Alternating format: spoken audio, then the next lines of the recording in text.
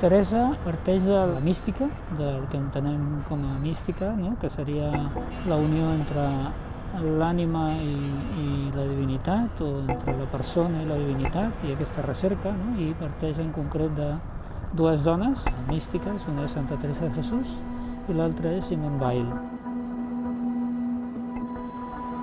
L'espectacle parteix d'aquestes realitats i de com els cossos de les ballarines, en aquest cas, han assumit, han acceptat aquestes realitats que els hi van succeint en escena, no? I que a partir dels escrits, no? D'aquestes dues persones s'han anat transformant en una composició de moviment, no? I de dansa.